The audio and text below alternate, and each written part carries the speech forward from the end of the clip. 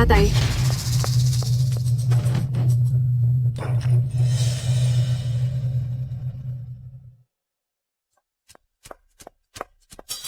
Teka, ikaw. Hoy, nakita mo ba kanina kung may dumaang babae? Wala po akong nakita. Brother Bao, tingnan niyo po. Ang lakas ng loob mong lokohin ako. Isara ang pinto. Sige po, Brother Bao. Master Duan, Shishi, huwag kayong matakot. Poprotektahan ko kayo. Umalis ka rito. Shishi, Opo. iakyat mo muna ang mga bisita. Paano po kayo? Maayos lang ako. Huwag kang mag-alala. Sige po. Bulag na walang silbi. Ibigay mo na sa akin ang babaeng yan. Walang hiya. Sugod na. Bilis.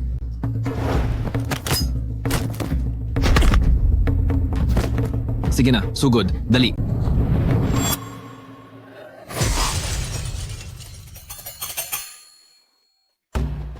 Walang silbing bulag. Matapang ka ah. Maghintay ka lang. Lagot ka sa akin.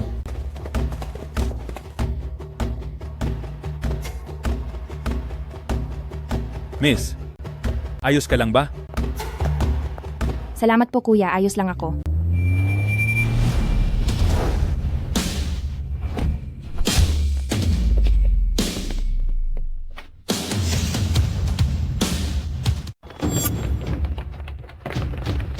Miss, umakyat ka muna sa itaas. Nagbibigay galang po kay prinsesa. Pasensya na po at huli kaming dumating para protektahan kayo. Karapat-dapat po kaming parusahan. Patawan niyo po ng parusa ang inyong lingkod, prinsesa. Mga walang silbi. Sinabayan ng Hong Prinsesa Yuruyi ay nagpapasalamat sa pagligtas niyo sa amin, Alliance Leader Duan. Si Alliance Leader Duan?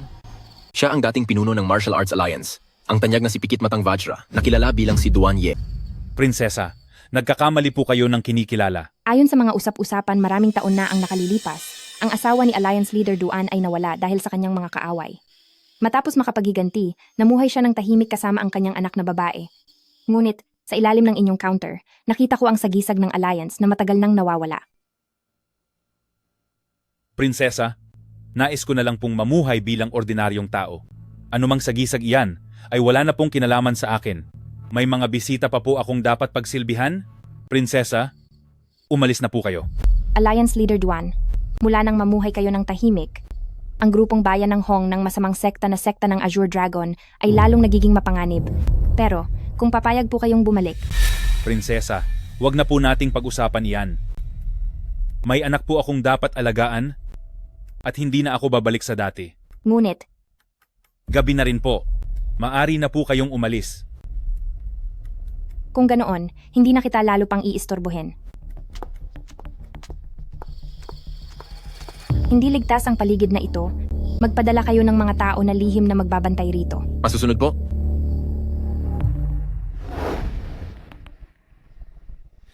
Nasaan ang boss? Lumabas ka riyan. Hindi mo ba ako naintindihan? Nasaan ang boss? Lumabas ka dito ngayon din. Master Yan, Po? pagsabihan mo ang mga customer na bumalik na lang sa ibang araw. Huwag na silang pagbayarin ngayong araw. Pasensya na po.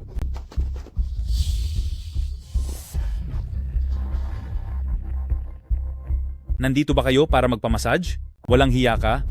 Sino ang nagsabi sa iyong nandito kami para doon? Halika rito. Hupeng, noong nakaraang araw ay nagpamassage ako rito. Pagkatapos niya, ay nalaman kong may bali na ako. Anong gagawin natin? Aray ko! Aray! Ang kamay ko! Napakasakit! Imposible po iyan. Nitong mga nakaraang araw ay wala naman akong minasahe sa kamay. Sinungaling kayo at naghahanap lang ng gulo.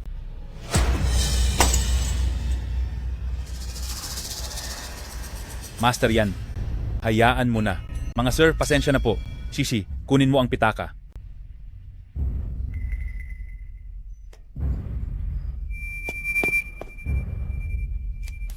Ang perang ito ay para sa pambayad sa pagpapagamot. Inaakala mo ba talagang mapapaalis mo kami sa barya na ito? Bulag ka ba? Tingin mo ba sa amin ay mga pulubi?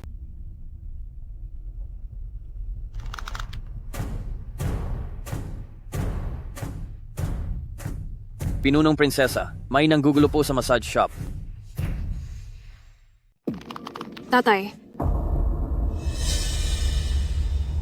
Sige, magkano po ba ang hinihingi nyo? $100,000?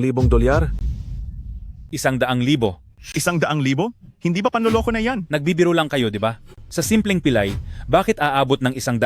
Sino ba ang nagbibiro sa iyo?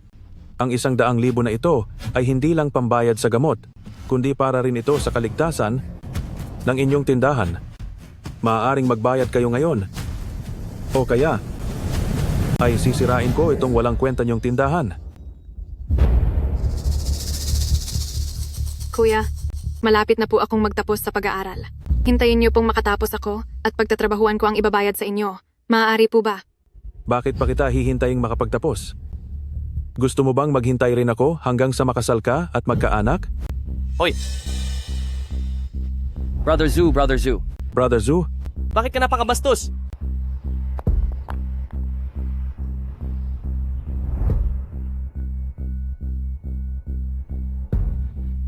Ilang beses ko na bang sinabi sa iyo? Bawal ang maging marahas sa harap ng imahen. opo, pasensya na, hindi na mauulit.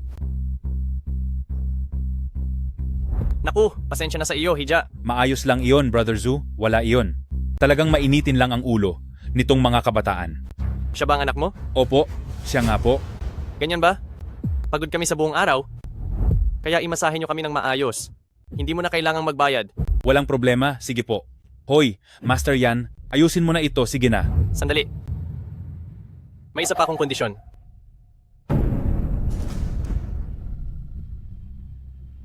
Gusto ko ang anak mo mismo ang magmamasahe sa akin. Gusto ko ang anak mong babae ang magmasahe sa akin. Brother Zoo, ang anak ko. Hindi pa siya nakakapag-aral nito at hindi siya marunong magmasahe. Mabuti naman kung ganoon.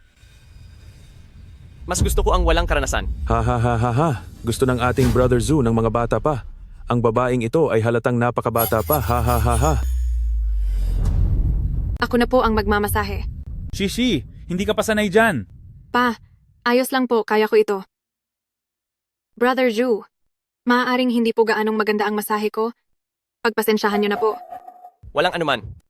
Makapalang balat ng inyong Brother Zoo? Sige lang at magmasahe ka. Makapalang balat ng ating Brother Zoo, kaya hindi mo na kailangang mag-alala sa kanya. Hoy, mag-relax ka lang. Master Yan, bakit nakatunganga ka pa dyan? Bilis, asikasuhin mo na sila Brother Zoo.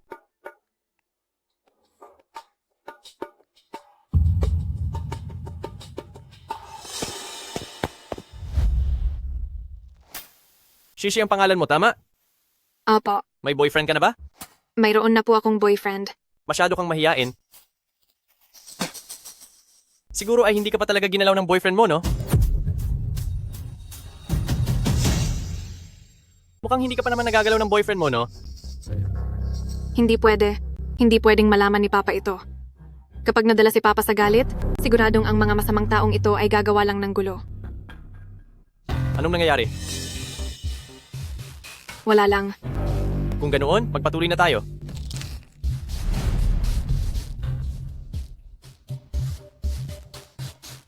Dahil hindi ka pa hinahawakan ng boyfriend mo, si Brother Zuna ang magtuturo sa iyo.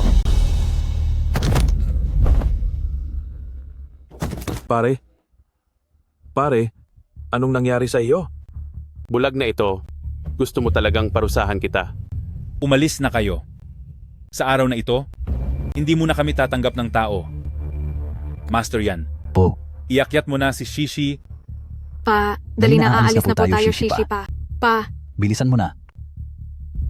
Brother Ju, ang basurang bulag na ito, ayaw tanggapin ang kabutihan natin. Anong gagawin natin? Si Buddha ay sadyang makatarungan. Kahit pa nanggulo ka sa langit, bibigyan pa rin kita ng pagkakataong makatakas. Pero natatakot ako na baka hindi ka makakalabas dito. Mga bata, tapusin siya. Hinto. Narito si Cheng Feng, ang general ng lungsod ng Yun. Tumigil kayo sa panggugulo. Huminto kayong lahat. Ibagsak niyo ang inyong mga armas. Itaas ang mga kamay sa likod ng ulo.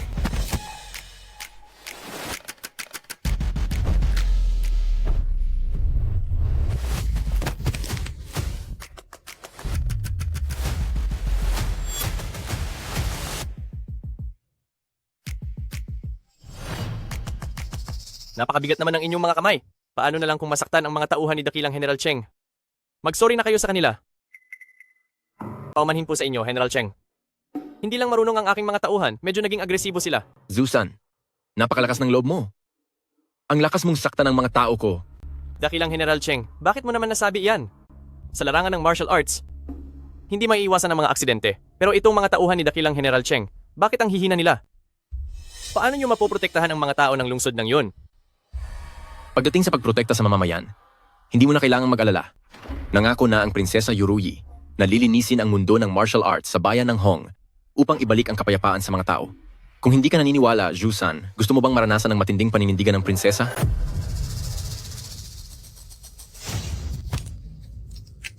Hindi biro ang bulag na ito. Brother Zhu, may magaling na mandirigma rito.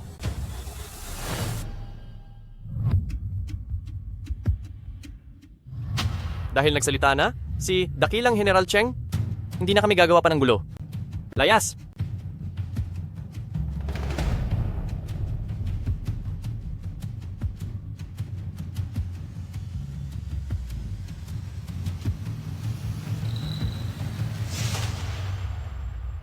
Ayos lang po ba kayo, Master Duan? Ayos lang ako, salamat sa pagtulong mo. Master Duan, ang nanggulo kanina na si Zhu-san ay kabilang sa bagong grupong kriminal ng Hongguo na sekta ng Azure Dragon. Kung hahayaan niyo lang po sila, siguradong maghahasik pa sila ng gulo. Ang grupong sekta ng Azure Dragon na iyan, masyado nang malakas ang loob. Hindi nakatakatakang si Prinsesa ay hihilingin ang pagbabalik ko. Totoo po iyan, Alliance Leader Duan. Kung nagawa nilang manggulo sa tindahan niyo ngayon, siguradong uulitin pa nila ito. Hindi ko naman po kayo mababantayan ng palagi. May punto ka. Tungkol sa pagbabalik ko, pag-iisipan ko ito ng mabuti. Kung ganoon po, hihintayin ko ang magandang balita niyo. Ito po ang ibinigay ni Prinsesa na impormasyon para makontak niyo siya. Kapag nakapagdesisyon na po kayo, magpapadala siya ng susundo para sa pagbabalik niyo.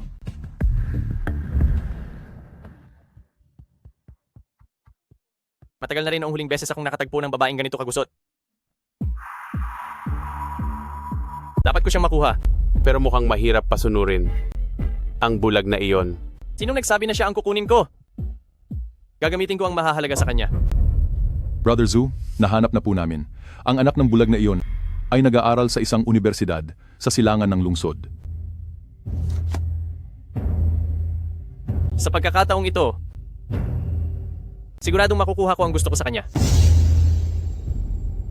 Papa, papasok na po ako sa eskwela. Mag-ingat ka. Papa, aalis na po ako. Lumabas na siya. Lumabas na. Bilis, sundan nyo.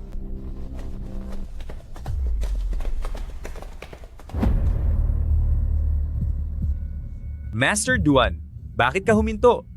Oh, wala ito.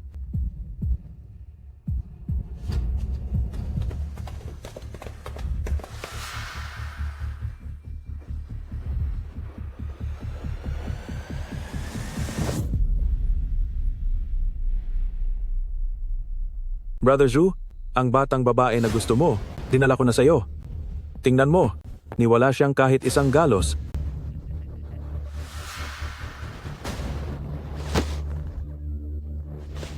Tulungan niyo ako.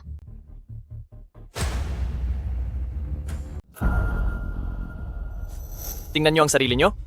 Bakit niyo sinasaktan ng isang batang babae? Pakawalan niyo siya, dali. Saklolo? Saklolo? Palabasin niyo ako rito. Umalis ka riyan. Dito, sa loob ng 10 milya, sakop lahat ito ng sekta ng Azure Dragon. Mabuti pang tumahimik ka lang, kung hindi ay malilintikan ka sa akin. Halika rito. Huwag mo akong hawakan. Brother Zhu, kayo na po ang mauna. Sige na. Sumunod ka na lang. Hindi ka naman pahihirapan ni Brother Zhu.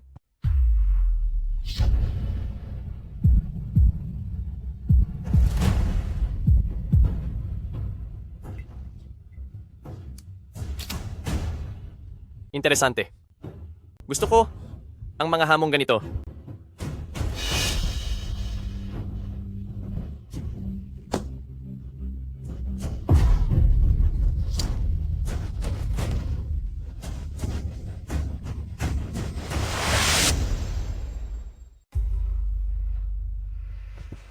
Dafa, Opo, boss.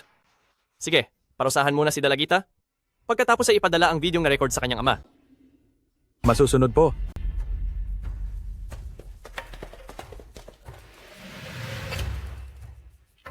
Hay nako, Master Duan. Sa wakas ay narito ka na. Tingnan mo. Sinira ang tindahan natin. Ligtas ba si Shishi? Si Shishi? Hindi ba kasama mo si Shishi? Nakita mo ba si Shishi? Kayo? Ano sa inyo?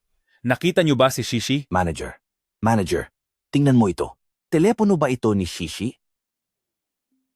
Tay, tulungan niyo po ako. Huwag niyo akong hawakan. Tulong. Huwag kang masyadong sumigaw dahil kapag napaos ang boses mo, hindi na masarap pakinggan ang paghingal mo mamaya. Sige na. Tama na ang pag-uusisa. Uwian na. Umuwi na kayong lahat. Tay, tulungan niyo ako. Naririnig mo ba? Walang silbing bulag, tatay? Nasa kapangyarihan ni Brother Ju ang anak mo. Nag-enjoy ng husto sa amin. Bitawan niyo ako. Naghihintay sa iyo ang aming simbahan ng Yuncheng. Kung may lakas ka ng loob, pumunta ka rito para iligtas ang anak mo. Tay,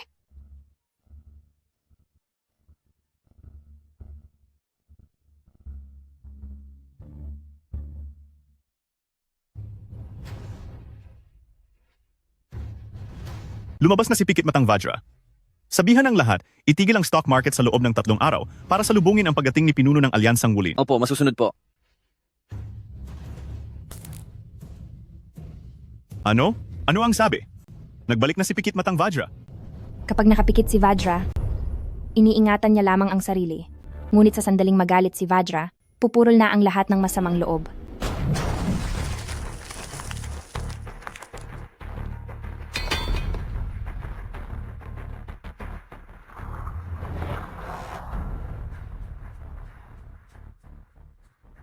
Gusto mang manahimik. Ngunit ang hangin ay hindi tumitigil. Matagal nang nakatago ang talim, oras na para may magbayad.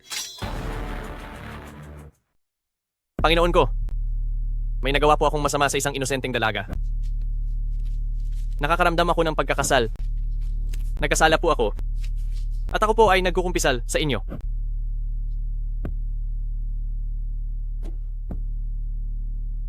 Mr. Zhu, mahal ng Panginoon ang lahat. Dahil taus-puso ka nang nagsisisi, bilang kinatawan ng Panginoon, pinapatawad ko na ang iyong mga kasalanan. Amen. Salamat po sa Panginoon. Amen. Amen. Ju-san, lumabas ka dyan.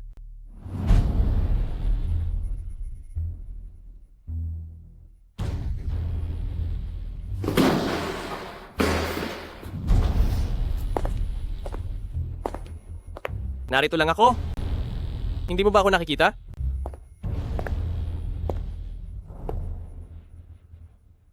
Ay, nakalimutan ko pala. Bulag ka nga pala.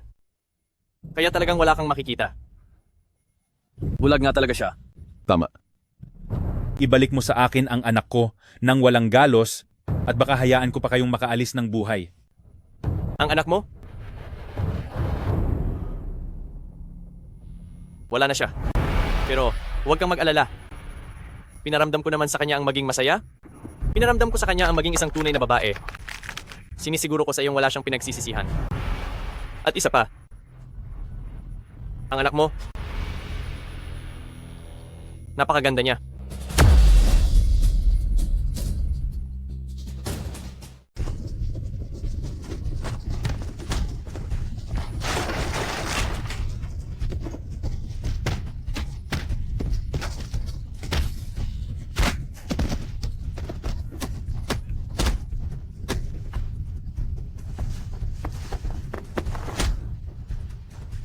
Kuya Feng, marunong lumaban ang lalaking ito? Ipaghiganti niyo ako. Tapusin niyo siya. Bulag, ipakita mo sa akin ang lahat ng lakas mo. Salamat sa pagpapaalala. Halos makalimutan ko na. Para maiwasang masaktan ang mga customer na nagpapamasahe, sinadya kong kontrolin ang lakas ng mga kamay ko.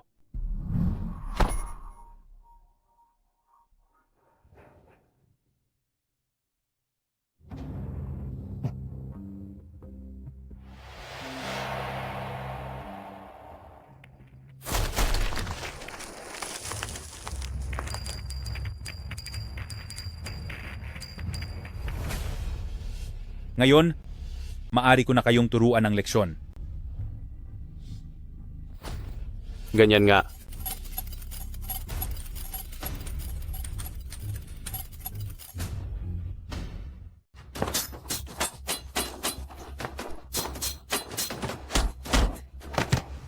Ganoon ba talaga siya kalakas pagkatapos tanggalin ang dalawang bakal na singsing? Talaga bang may ganoon kakakaibang bagay? Zhang Xiaofeng, ako ang nagpalaki sa iyo, kaya huwag na huwag mo akong bibiguin. Brother Zhu, huwag po kayong mag-alala. Kahit ibigay ko pa ang lahat ngayon, isasama ko ang bulag na ito sa pagbagsak ko. Naintindihan ko na, umaasa lang sa tunog ang bulag na ito para malaman ang pwesto ko.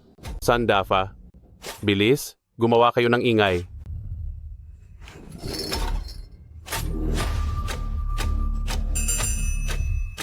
Hoy, bulag, nandito ako. Ha ha ha ha ha ha. Masyadong maingay.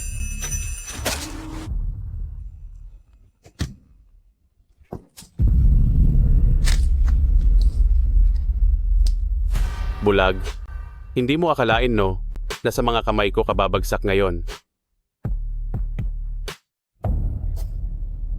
Sa isang tingin ko pa lang, alam kong hindi ka kailanman nag-aral ng acupuncture.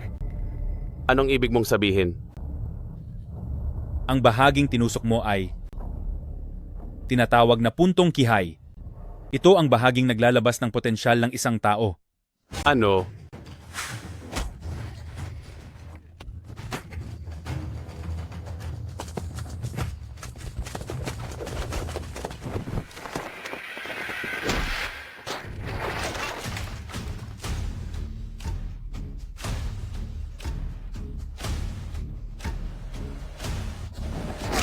Puntong siyangguan, ang paralisis ng ibabang bahagi ng katawan. Puntong tianjing, ang paralisis ng itaas na bahagi ng katawan. Pagbabayarin kita. Puntong fengmen, pangangati ng buong katawan. Parang kinakain ng 10,000 langgam ang iyong mga buto. Walang hiya kang bulag. Huwag kang aalis. Tatapusin kita. Pakawalan mo ang mga acupoint ko. Ginoo, huwag po kayong padalos-dalos. Simbahan po ito. Ang gumawa ng masama sa loob ng simbahan ay mapupunta sa impyerno. Tama. At pinatawad na rin ako ng Diyos. Hindi mo na ako pwedeng saktan. Nasa Diyos na ang pagpapatawad sa iyo. Ang tungkulin ko naman ay ang ipadala ka na sa Kaniya. Tumigil ka.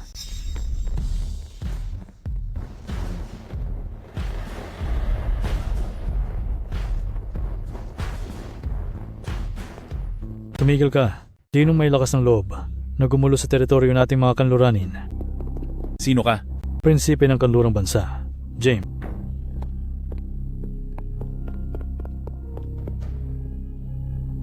Mr. James, matagal na tayong hindi nagkikita. Tamang-tama ang pagdating nyo. Ang bulag na lalaking ito, sinubukan niyang bastusin ang inyong simbahan na kanluraning sekta. Talagang napakakasalanan niya.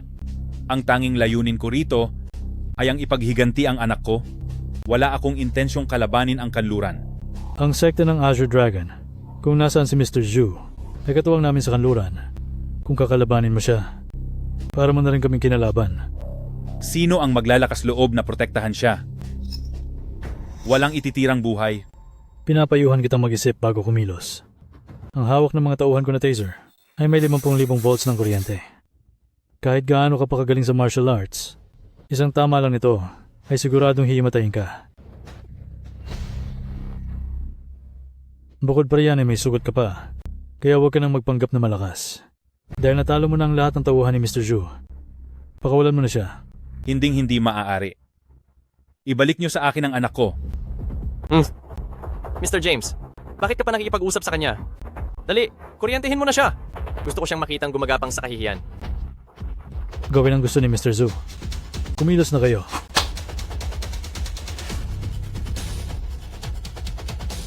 Huminto kayo. Nandito na sina Prinsesa at Yuruyi. Tabi ang lahat?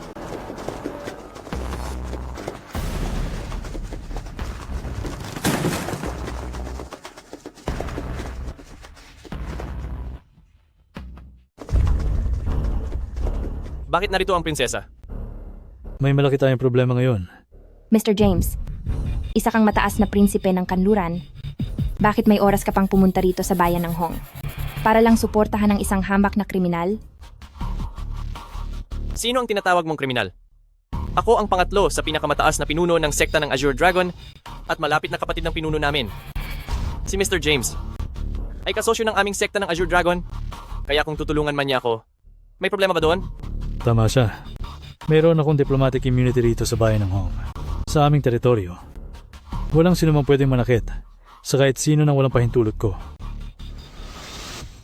Diplomatic immunity pala ha? Pero kailangan kitang paalalahanan. Ang diplomatic immunity ay magagamit mo lamang kung hindi ka lumalabag sa aming mga batas. At yung Zusan na pinoprotektahan mo ay nakagawa ng isang napakalaking kasalanan. Imposible. Ang Mr. Zhu ay isang mabuting mamamayan na sumusunod sa batas. Paano siya lalabag sa batas? Tama ang sinasabi ko, di ba, Mr. Zhu? Cheng Feng, ipakita mo sa kanya. Tingnan mo ito ng maigi. Ito ang arrest warrant para sa Zhusan. Hindi ito mapapatawad. Mr. James, isang malaking pagkakamali lang ito. Ako, humingi na ako ng tawad sa Diyos. Maliit na pagkakamali lang ang nagawa ko. At pinatawad na ako ng Panginoon. Hindi na nila dapat gawing issue ito. Umalis ka sa harap ko. Dahil nakagawa ka ng ganyang kasalanan. Pagbayaran mo na mag-isang iyong mga ginawa. Tayo na. Sandali lang. Sandali. Mr. James, pinapayuhan kita. Welcome ka bilang bisita sa bayan ng Hong. Pero kung susubukan mong gumawa ng masama sa bayan ng Hong, paniguradong may kalalagyan ka. Tingnan na lang natin. Ilabas ang mga iyan at parusahan ng matindi. Opo. Wag po. Parang awan nyo na. Pitawan niyo ako. Master Duan, magpapadala na ako ng mga tao para suyurin ang buong lungsod ng yun. Ang tungkulin sa pagpapaamin kay Zusan ay ipinauubaya ko na sa iyo. Makaaasa po kayo. Cheng Feng.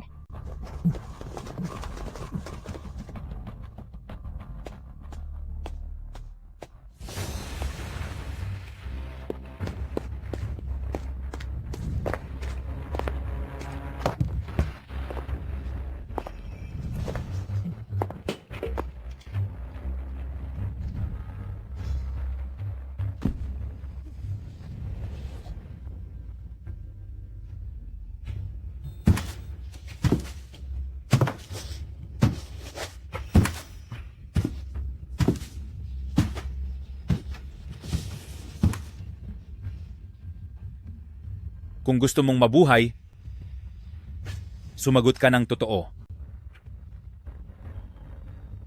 Buhay pa ba ang anak ko? Buhay pa. Buhay siya. Nasaan siya? Akala mo babaliw ako? Kapag sinabi ko sa iyo, may pag-asa pa ba akong mabuhay? Kung gusto mo talagang malaman kung nasaan siya, nang may buong paggalang ay, palabasin mo ako dito? At pagkatapos ay lumuhod ka sa harapan ko ng 3 beses.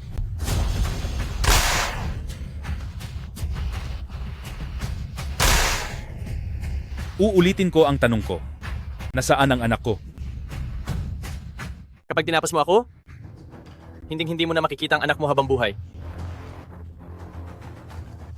Tatanungin kita sa huling pagkakataon. Ang anak ko, nasaan siya? Magsalita ka.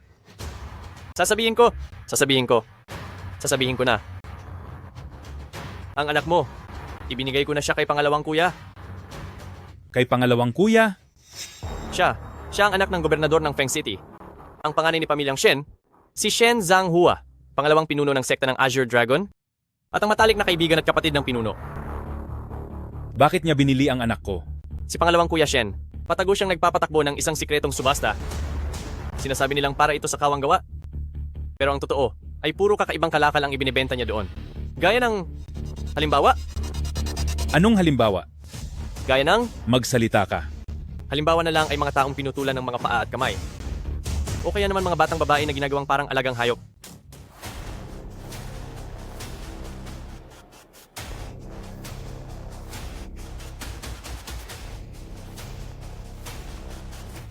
Wala akong kinalaman doon. Ang trabaho ko lang ay kunin ang mga batang iyon para sa kanya. Kung pupunta ka agad ngayon sa Feng City, siguradong aabot ka pa para iligtas ang anak mo.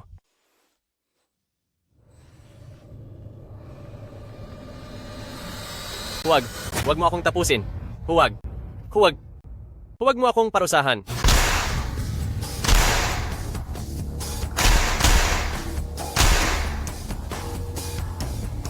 Ang pangalawang kuya, tulungan mo ako, pagbayarin mo siya. Ihanda ang eroplano, pupunta ako sa Feng City.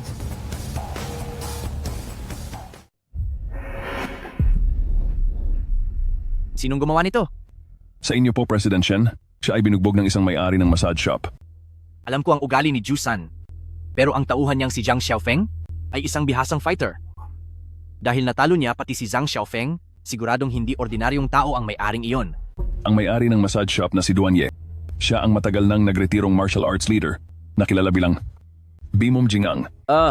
Si Bimom Jingang nga. Iyon lang palang bulag na iyon. Tara, ipunin ang mga tauhan. Pupuntahan natin siya sa lungsod ng Yun. Bakit nakatulala lang kayo riyan? Si Duan Ye po, papunta na siya rito para hanapin tayo. Sa mga babaeng kinuha ni Zusan, parang isa roon ay anak niya. Nandito siya para maghiganti. Lagot na. Ang sinumang targetin ni Bimom Jingang ay hindi na nakakaligtas. Kahit gaano pa siya kagaling, si Duan Ye ay isa lamang lampang bayan ng Hong. Nagbayad ako ng malaking halaga para kuning ang Western Boxing Champion na si Ginoong Baron. Sa tingin nyo ba, mananalo si Duan Ye laban kay Ginoong Baron? President Shen, hindi po yun ang ibig kong sabihin. President Shen, pasensya na po, President Shen. President Shen. President Shen. President Shen, hindi ko po. Ipag-utos ang lahat, ituloy ang charity auction. Ako bilang Shen Zhanghua ay handang harapin si Duan Ye sa kanyang pagdating.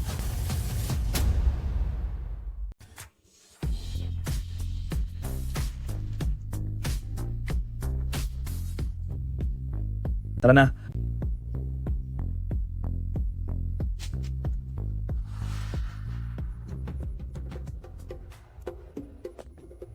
Mga Ginoo, kanina patikim pa lang iyon.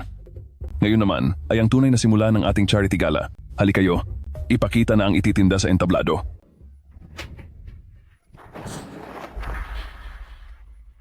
Saklolo po, tulong po, palabasin niyo ako rito.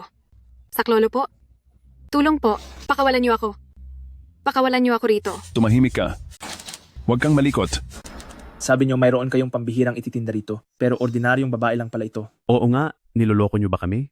Ano bang ibig sabihin nito? Alam niyo bang napakahalaga ng oras namin? Totoo yan. Huwag po kayong mainis, sandali lang. Hindi lang ito basta ordinaryong babae. Siya ay anak ng tanyag na si Pikit Matang Vajra na si Duan Ye. Walang iba kundi si Duan Shishi. Anak ni Duan Ye? Anak ni Duan Ye? Hindi namin kaya yan. Ipinapahamak mo ba kami? Oo nga. Idadamay mo ba kami sa gulo? Siya pala ang anak ni Duan Ye. Nasisiraan ka na ba ng bait, Shen Zhanghua? Naglakas loob ka talagang kunin ang anak ni Pikit Matang Vajra. Di mo ba nabalitaan ang matapang na hitsura niya at ang mga alamat ng paglilinis sa masasamang tao? Si Duan Ye ay tahimik na nakapag-retire noon dahil lahat ng naging kaaway niya ay nawala na ang lahat. At ngayon ay naglakas loob kapang kalabanin siya. Gusto mo ba kaming idamay sa kapahamakan? Huwag po kayong matakot. Ako si Shen Zhanghua at hindi ako gumagawa ng bagay ng walang kasiguruhan. Huwag kayong mag-alala dahil ang kasama ko ay mas magaling pa kay Duan Ye. Kalokohan. Walang makatalo kay Duan Ye sa buong Hongguo. Kinikilala siya bilang pinuno ng mga mandirigma. Ikaw, Shen Zhanghua, ang lakas ng loob mong magmalaki rito? Talaga? Ganoon ba talaga iyon? Ang tatay na nakasama ko ng maraming taon ay isang pinuno ng mga mandirigma? Nanawagan ako. Gibain natin ang auction house ni pamilyang Shen at kay Duan Ye. Tayo humingi ng tawad at magpasakop. Gibain yan. Gibain yan. Gibain yan. Gibain yan. Gibain yan. Gusto niyong gibain ang auction house ko? Siguraduhin niyong tanungin muna kung papayag ba si Ginoong Baron.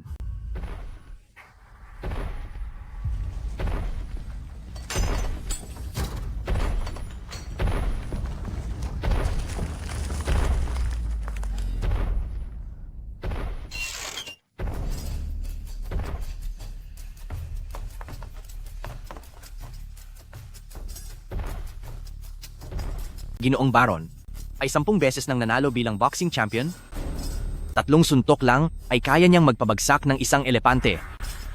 Sa tingin nyo, ang mahinang si Duan Ye mula sa Hongguo, ilang suntok kaya ang kaya niyang saluhin? O baka naman, gusto niyo mismo ang makatikim ng lakas ni Ginoong Baron? Hindi po ganoon. President Shen, mali po ako, hindi ko na po dapat kinuwestiyon ang lakas ni President Shen. Ay, dapat pa rin nating maranasan ito ng personal. President Shen, patawad po President Shen. President Shen, tulungan niyo ako President Shen.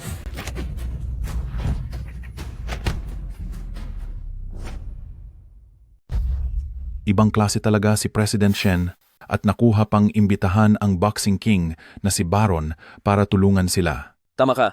Dahil si Ginoong Baron ang sumusuporta sa atin, wala na tayong dapat ikatakot pa kay Duan Ye. Ako, maglalabas ako ng $5 milyong. Gusto kong kunin ang anak ni Pikit Matang Vajra at parusahan siya ng husto at gagawin ko siyang isang koleksyon. Maglalabas ako ng $10 milyong. $30 milyong sa akin. $50 milyong ang alok ko. Maglalabas ako ng $100 milyong.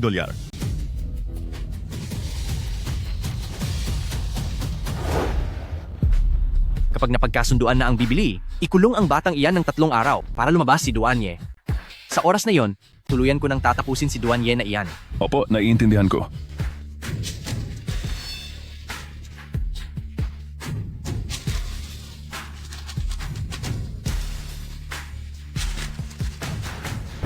Bitawan niyo ako. Lakad. Bitawan niyo ako. Pasok. Kapag wala na ang tatay mo, ibebenta kita sa mga mayayaman para gawin nilang alipin. Huwag kang malikot.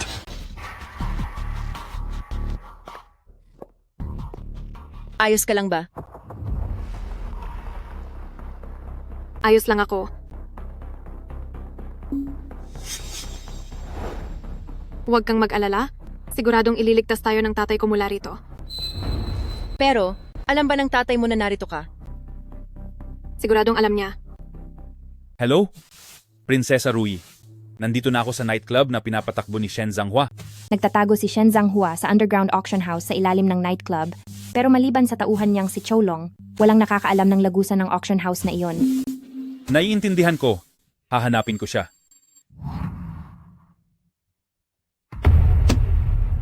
Shishi, huwag kang matakot. Ililigtas ka na ni Papa. Mamaya magpapanggap akong hihimatayin para lumapit si Choulong dito. Pagdating ng sandaling iyon, yayakapin ko siya at tumakbo ka palabas para hanapin ang papa ko. Tandaan mo, ang pangalan ng papa ko ay si Duan Ye at siya ay bulag. Tatandaan ko. Ikaw? Mahalaga akong alok sa subasta. Hindi nila ako magagawang saktan. Huwag kang mag-alala.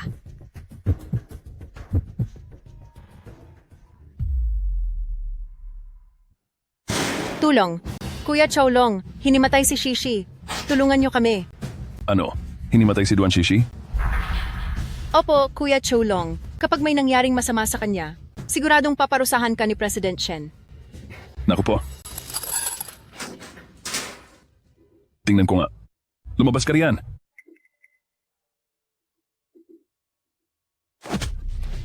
Takbo! Bilis, tumakbo ka na. Asar, galit na galit ako sa mga manloloko. Bumalik ka rito. Chongyang, tumakbo ka na. Inaasahan kita. Paglabas mo, hanapin mo ang papa ko na si Duan Ye.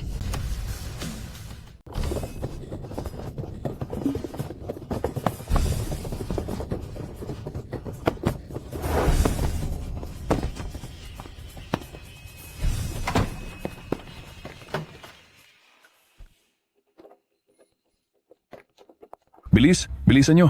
Hay buwisit. Saan nagpunta? Bilisan nyo at tignan nyo roon. Uncle, parang awa niyo na. Iligtas niyo ako. Hoy, kayong dalawa sa harap. May nakita ba kayong batang babae na dumaan dito? Hindi natin siya pwedeng tulungan. Kailangan ko pang hanapin si Choulong para malaman ang kinalalagyan ng anak ko. Nagmamakaawa po ako sa inyo. Tingnan mo ito. Kinakausap kita. Bingi ka ba?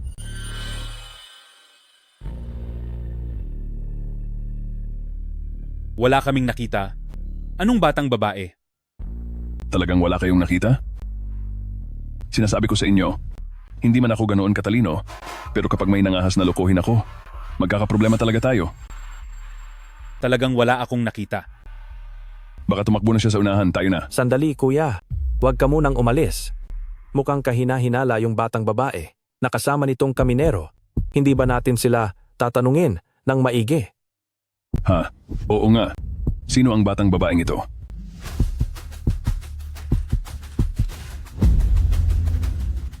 Anak ko siya. Wala naman akong gaanong ginagawa ngayon, kaya tinulungan niya po ako sa paglilinis. Tagapaglinis ka lang naman. Kailangan mo pa ba talaga ng tulong ng anak mo? Ang hirap naman siguro niyan. Teka. Sa susunod, kumuha ka pa ng mas maraming tagapaglinis. Hindi mauubusan ng pera ang Shen Family Nightclub. Hindi po ganoon, kuya. Ano? Hindi ba iyan ang mahalaga? Ano ang mahalaga? Pero, kahit tagapaglinis lang sila, dapat nating tratuhin silang parang kapatid. Hindi natin dapat sila pinapahirapan. Pero, hindi ba ang habulin ang tumakas na babae ang dapat nating inuuna? Ay oo nga, nakalimutan ko. Kung hindi mo sinabi, talagang mawawala yon sa isip ko. Pasensya na, kaibigan. May kailangan muna kaming tugisin. Mag-usap na lang tayo mamaya, ayos ba? Sige po, asikasuhin niyo muna ang gawain niyo. Habulin niyo sila. Tara. Ayos lang. Huwag kang matakot. Salamat po, Uncle. Bulag siya. Ang tatay ko? Ang pangalan ay Duanye? Isa po siyang bulag. Huwag mong sabihin siya si Duanye. Sandali. Yumayanig ang lupa. May papalapit na mga yabag. May malakas na tao sa malapit. Ginoong Baron, bakit po kayo umakyat dito? Ginoong Baron, bakit po kayo nandito sa itaas? Masyadong nakakabagot. Gusto kong makahanap ng makakainuman. Ay, walang problema. Halika rito, Zhao Liang. Bilisan mo at mag-asikaso ka ng mga babae para samahan sa pag-inom si Ginoong Baron. Gusto ko ang babaeng wala ng lakas. Sana sinabi mo agad, dahil sa kulungan ay puro. Mga ganitong klaseng babae ang nandoon. Dadalhin ko na sila rito ngayon din. Magaling. Maganda ang batang si Shishi. Dalhin mo siya rito. Pero... Kayo po ang ama ni Shishi na si Duanye, tama po ba? Kinikilala mo ba si Shishi? Magkasama kaming ikinulong sa iisang lugar. Kaya lumabas ako para hanapin kayo. Nasaan siya? Hindi ito maaari. Ipinag-utos ni President Shen na huwag sasaktan si Shishi bago matapos ang problema kay Duanye at saka naibenta na rin siya sa iba. Ano? Huwag kang magmadali, chill ka lang. Ganito na lang, bukod kay Shishi, kahit sinong babae ay malaya mong mapipili. Kung ganoon, gusto ko na ang babaeng ito ang sumama sa akin.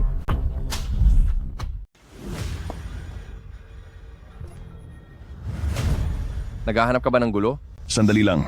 Ginoong Baron, huwag ka sanang magalit. Siya ang janitor dito, at iyan naman ang anak niya. Narito siya para tumulong maglinis. Hindi sila kasama sa mga preso sa piitan. Wala akong pakialam. Gusto ko siya.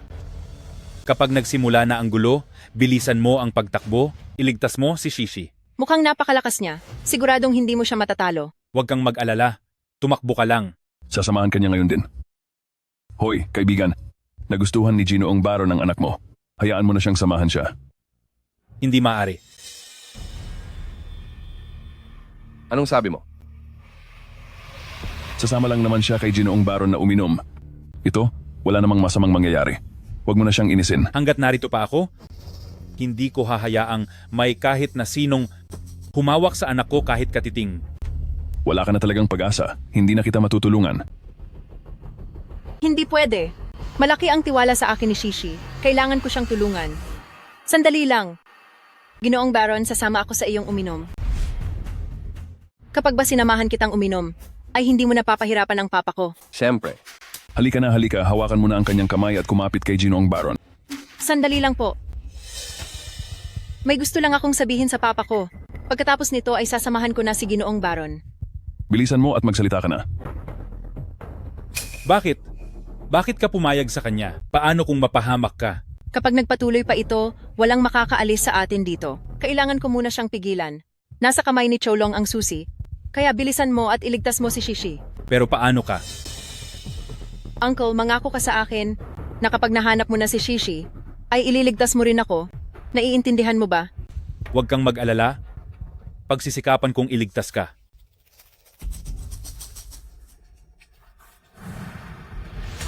Ginoong Baron, sasama na po akong uminom sa inyo.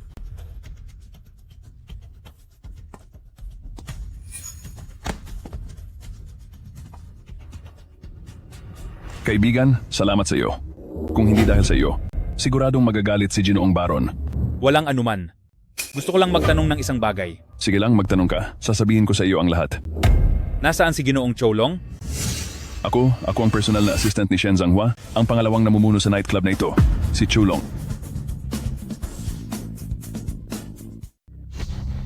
Mabuti naman kung ganoon, para hindi ko na kailangang magpakapagod pang maghanap. Magbibigay ka ba ng regalo sa akin? Siguro ay sawang-sawa ka na sa pagiging janitor at gusto mo nang lumipat ng trabaho, no? Walang problema, ha. Sandali, ano bang problema mo? Bakit mo ako sinaktan? Opo, si Pikit Matang Vajra po. Manahimik ka nga. Saktan niyo siya.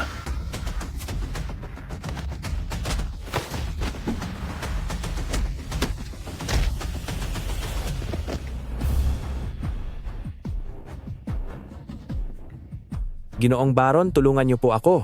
Saklo.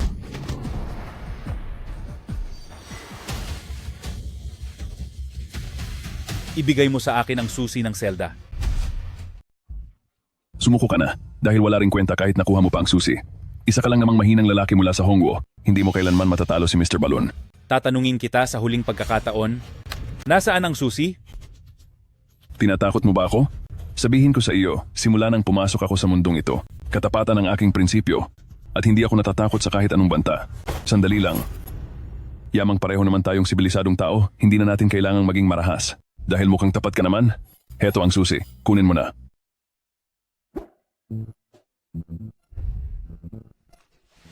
Makinig ang lahat. Makinig ang lahat. Nagpakita na si Duanye. Nandyan na si Duanye.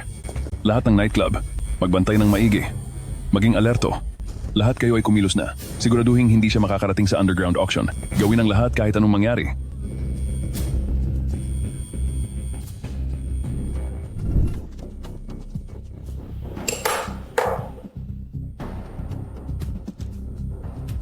Magandang palabas. Magsisimula na.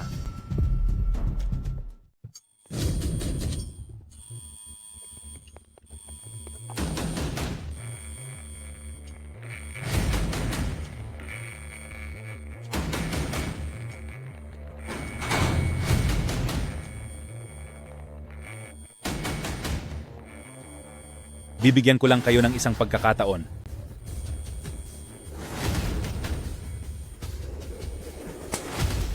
Umalis na kayo ngayon, habang may oras pa.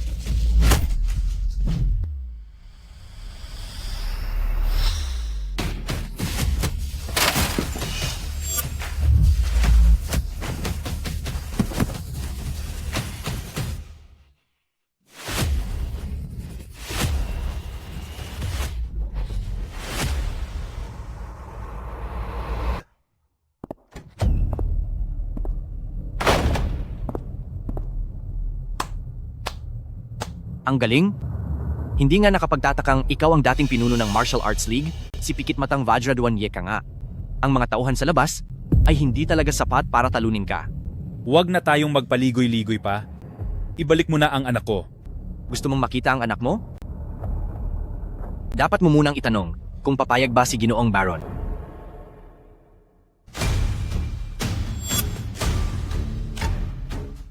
Alam kong bulag ka at wala kang nakikita, kaya hahayaan kitang makilala siya. Si Ginoong Baron ay isang tunay na kampeon sa boxing sa kanluran na nanalo ng gintong sinturon ng 10 beses at ang mga taong naparusahan sa kanyang mga kamay ay hindi na mabilang. At ikaw, Duanye, ang susunod na mawawala. Itigil mo na ang daldal. Nagkaharap na tayo dati. Oh, ikaw pala yan. Nasaan ang batang babae? Wala na siya. Gaya ng isang leon na nilapa ang isang tupa. Ang mga babae niyo sa Hongguo ay masyadong mahihina at hindi makatiis ang papayat ng kanilang mga braso at binti, at si Ginoong Baron ay mabilis lang siyang napaghiwa-hiwalay. Uy, Ginoong Baron, iwanan mo ng kaunting buhay si Duanye mamaya?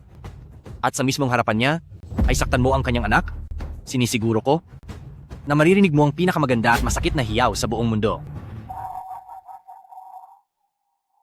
Dahil ayaw niyong makinig at nagmamatigas kayo, pagsasamahin ko na ang bago at lumang galit, pati na ang lahat ng krimeng nagawa ng inyong mga kamay para pagbayarin kayong lahat. Masyado kang kampante. Hindi mo ba naisip na ang kaharap mo ngayon ay hindi na isang mahinang tao mula sa Hongguo na tulad mo? Harapin mo ang katotohanan. Sa harap ng mga taga-kanluran, kayong mga taga-Hongguo ay dapat lang lumuhod at humalik sa aming mga paa. Kahit pa pumanig ka sa mga taga-kanluran, para apihin ang iyong mga kalahi, hindi ka ba nahihiya sa iyong lupang sinilangan? Wala akong oras para makipagdaldalan sa'yo. Ginoong Baron, patahimikin mo siya.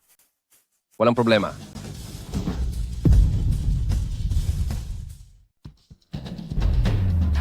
Walang sistema ang galaw mo, puro lakas lang ang gamit mo, talagang katawa-tawa ka. Subukan mo pa uli. Ano?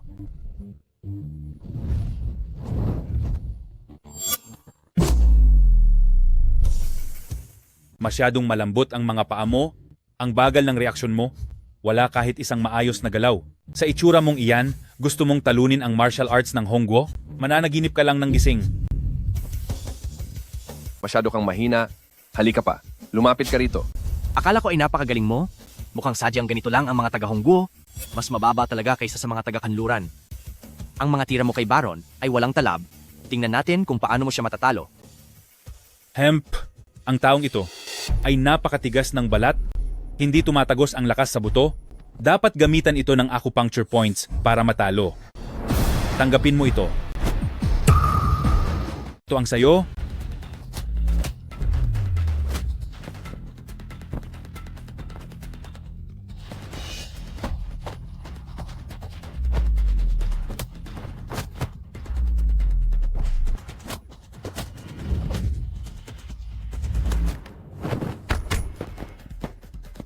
Sumuko ka na. Na-block ko na ang lahat ng pressure points mo. Yung huling suntok mo kanina, yun na ang hangganan mo.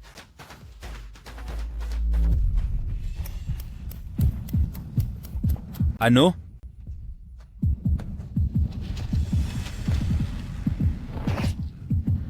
Duanye, ang galing mo sa acupressure, sino ba naman sa bayan ng Hong ang hindi nakakaalam at sino ang hindi nakakabatid niyan? Para malabanan ka, naghanda talaga ako para kay Mr. Baron ng isang sikretong gamot. Gagamit ka ng gamot mula sa bayan ng Hong para tulungan ang mga banyaga laban sa sarili mong mga kababayan? Shen Zhanghua, may puso ka pa ba? Huwag kang magmadali. May mas matindi pa akong mga paraan. Sasabihin ko na ang totoo sa iyo, Duanye. Ngayong araw, ay gagawin ko itong kaawa-awang pagkatalo mo kay Mr. Baron na naka-live broadcast sa buong bayan ng Hong. Sa oras na iyon, malalaman ng lahat na ang mga taga-bayan ng Hong ay sadyang mas mababa kaysa sa mga taga-kanluran. Hemp at ikaw, Duanye, ang magiging pinakamagandang patunay sa katotohanan iyon. Tingnan nyo, hindi ba si pinuno ng alyansang Wulin Duanye yan? Nakikipag one-on-one siya sa isang taga-kanluran. Si Duanye ang pinakamalakas sa bayan ng Hong, gamit lamang ang purong lakas ng taga-kanlurang iyan, paano niya siya matatalo? Wow! Uy, tingnan nyo ito! Halikayo at manood. Nakikipaglaban si Duanye sa isang taga-kanluran. Matabang tao lang naman. Yan na puro lakas. Paano niya matatalo si Duanye? Dapat akong magpasalamat sa iyo, Duanye. Binigyan mo ako ng napakagandang pagkakataon. Basta't hayaan kitang matalo sa mga kamao ni Ginoong Baron. Pagkatapos nito, ay wala ng taga-bayan ng Hong ang mga ngahas na lumaban sa kanluran. At ako naman sa sekta ng Azure Dragon, makikipagtulungan sa kanluran para sakupin ang buong bayan ng Hong. Ito pala ang iyong masamang balak. Ginamit mo ang anak ko para akitin ako rito, para ipakita ang iyong kapangyarihan sa iba, at manalo ng walang kahirap-hirap para makuha ang bayan ng Hong. Pero kahit gaano pa kaganda ang iyong plano, hanggat hindi ako natatalo, hindi ka magtatagumpay. Hayaan nating ang buong bayan ng Hong na makita ang kahiyahiya mong hitsura. Ginoong Baron, bahala ka na sa kanya.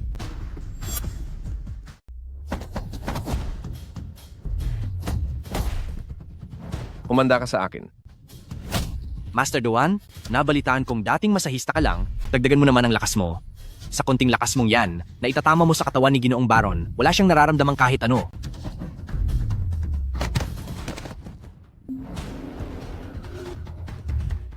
Nakikita ba ito ng lahat ng mamamayan ng bayan ng Hong?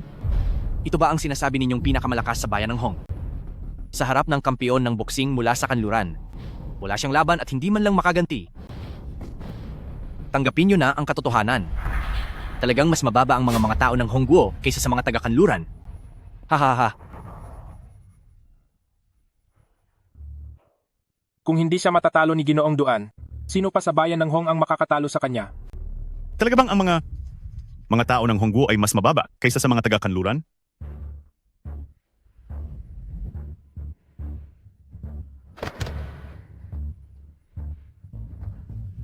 Tumayo ka, Tio.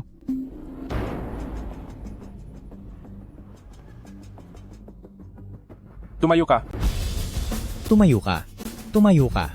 Tumayo ka. Tumayo Talunin ka. sila. Tumayo ka. Tumayo ka. Tuyo ka. Hindi ka pwedeng matalo sa dayuhang iyan. Tumayo ka.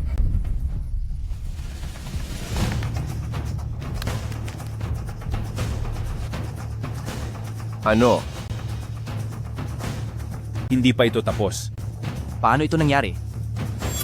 Paano ka pa nakakatayo? Sabi ko na nga ba, alam kong hindi si Alliance Leader Duan ganoon kadaling matatalo. Laban Alliance Leader Duan. Kaya mo iyan.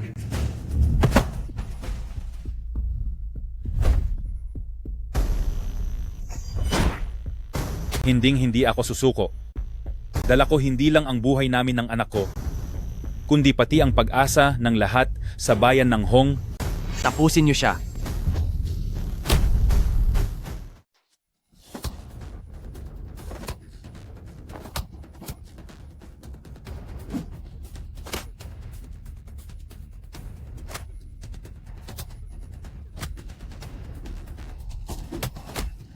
Hayop kang tanga ka. Protektahan mo ang ulo mo. May sinasabi ka? Pasensya na po, Ginoong Baron. Tuturuan kita ng isang matandang kasabihan mula sa bayan ng Hong, ang makinig sa payo para hindi mapahamak. Kung hindi mo pa rin protektahan ang ulo mo, ay talagang matatapos ka na sa akin. Manahimik ka?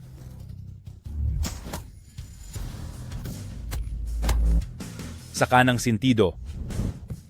Haha? Siratulo ka ba? Bakit kailangan mo pang isigaw kung saan ka aatake bago ka sumugod?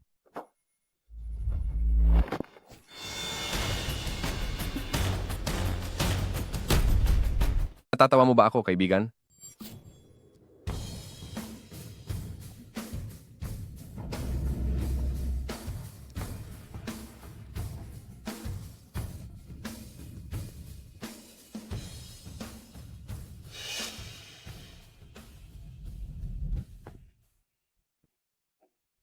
Mula noong minaliit mo ang mga tagabayan ng Hong, ang iyong pagkabigo ay itinakda na. Nanalo tayo. Nanalo tayo.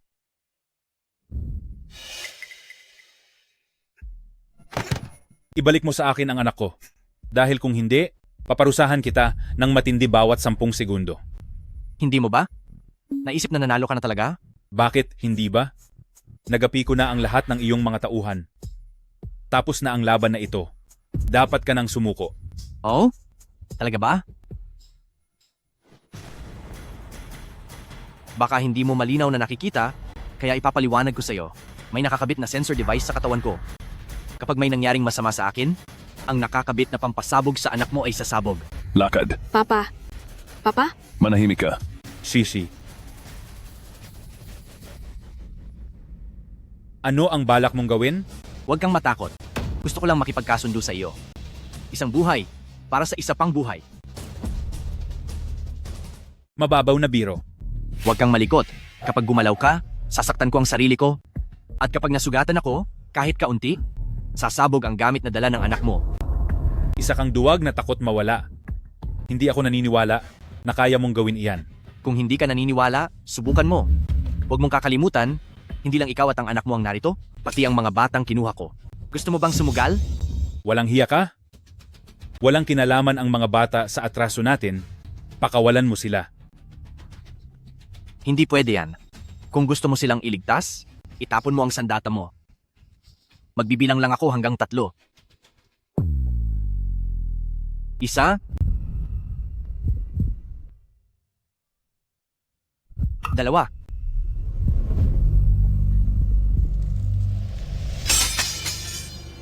Ha ha ha ha. Ang sikat na si Pikit Matang Vajra, ginagawa lang palang aso ni President Shen. Ha ha ha ha. Isang tabi mo ang sandata mo. Ano bang balak mo? Sinabi ko na sa'yo, kapalit ng buhay ay buhay. Ibig mong sabihin, kailangang kapalit ng sarili kong buhay ang buhay ng anak ko? Huwag kang magkamali. Wala akong pakialam sa buhay mo. Ang gusto ko lang ay pumili ka mula sa mga batang ito ng isa na mawawala at pagkatapos ay maaari mo nang iuwi ang anak mo. Anong sinabi mo? Hindi mo ba naintindihan, Alliance Leader Duan?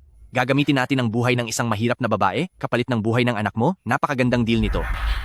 Aha, tama. Ang batang babaeng ito, na anak ni Pikit Matang Vajra, ay mas mahalaga kaysa sa mga walang silbing ito. Sa tingin ko nga, dapat ay direktang tapusin na silang lahat at hindi pa rin tayo talo roon. Ha ha ha ha ha. Huwag po. Huwag po, Alliance Leader Duan. Huwag niyo kaming parusahan. Maawa po kayo. Manahimik ka. Narinig mo ba, Alliance Leader Duan?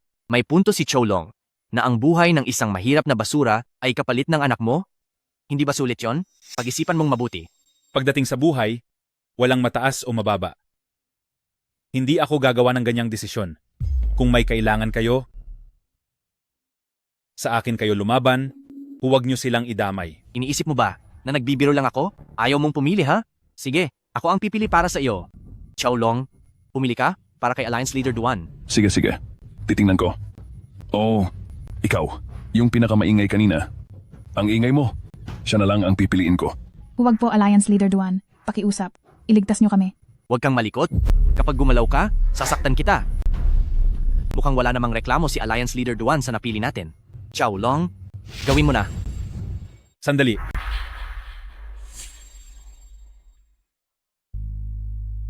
Hindi ba buhay sa buhay ang usapan? Handa akong magpabihag, pakawalan niyo sila. Hindi nga mali ang balita tungkol kay Alliance Leader Duan. Totoo ngang marangal ka. Kahanga-hanga ka talaga. Dahil nakiusap si Alliance Leader Duan, pagbibigyan kita. Gapiin niyo si Alliance Leader Duan, pagkatapos ay pakawalan ang babaeng iyan.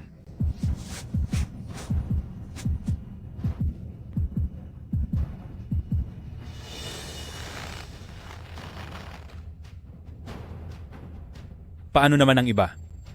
Pakawalan niyo ang lahat ng babae. Sinong nagsabing pakakawalan ng lahat? Kayo. Ikaw mismo ang nagsabi. Pantay-pantay ang lahat pagdating sa buhay. Ngunit, kahit ikaw pa ang tanyag na Pikit Matang Vajra, isang buhay lang ang katumbas ng buhay mo. Alliance Leader Duan, kailangang panindigan mo ang sarili mong mga salita. Marami pang mga babae rito. Mayroon ka pa bang sapat na buhay para ipampalit sa kanila? Papa, wag mo na akong intindihin. Masasamang tao sila, tiyak na hindi sila tutupad sa usapan. Ang buhay ko na lang, ang ipalit niyo sa kanila. Huwag kang malikot. Duanye, maganda ang pagpapalaki mo sa anak mo. Katulad mo rin siyang matigas ang loob. Kung hihirapan ko kaya siya at pasakitan ng paulit-ulit, tingnan natin kung sinong susuko sa inyong mag-ama. Huwag. Huwag niyo pong saktan ang anak ko. Hindi ba kailangan kong pumili? Pipili na ako. Haha, ngayon ay alam mo na kung paano sumuko? Huli na ang lahat. Gusto mo pa bang makipagnegosasyon? Magsama ka sa akin. President Shen, nagmamakaawa ako sa iyo, President Shen. Nagmamakaawa ako sa iyo. Pakawalan mo ang anak ko. Ha. Ito ba talaga ang katulad ng dati, ang matatag at matapang na si Jin Gang? Ano? Bakit parang bigla kang naging duwag? Ganyan ba ang tamang paghingi ng pabor? Kung magmamakaawa ka, dapat kang lumuhod at magyukod. Lumuhod ka. Bilisan mo, lumuhod ka na. Lumuhod ka. Magyukod. Luhod na. Luhod. Pa, huwag kang luluhod. Papa, huwag kang luluhod sa kanila. Kapag lumuhod ka, wala na tayong takas. Huwag. Huwag kang luluhod. Shishi, ikaw na lang ang inaasahan ko ngayon. Siya? Ang lampang babaeng ito? Hemp, huwag mong sabihing umaasa kang gagamitin niya ang ganda niya para akitin kaming lahat? Ha. Duanye, huwag kang sumubok ng kahit anong panlilin lang. Nakatali ang mga kamay mo, wala kang armas. Talo ka na. At oras na rin para sa iyo na aminin ang pagkatalo. Ako? Paano ko magagawa iyon? Sa Futu at Tianchuang, himbing ang tulog, puso ay payapa. Futu at Tianchuang, himbing ang tulog, puso ay payapa. Kailangan lang patamaan ang Futu point at Tianchuang point para magkaroon ng epekto na nakakatulong sa pagtulog. Pero, huwag mong gagawing masyadong malakas. Dahil kung hindi, magiging sanhi ito sa loob ng maikling panahon na sila ay manghina at mawalan ng lakas. Totoo ba? Sige po, susubukan ko. Gawin mo na. Sugod.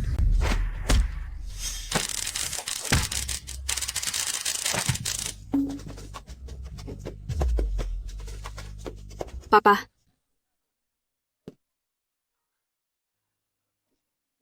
Pasensya na anak, pinagdaanan mo itong lahat. alam ko po na ililigtas ako ni Papa. Masakit po ba?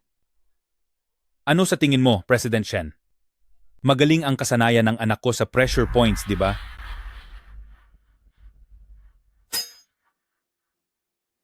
Bilis, ipalaya niyo na ang mga babaeng iyan.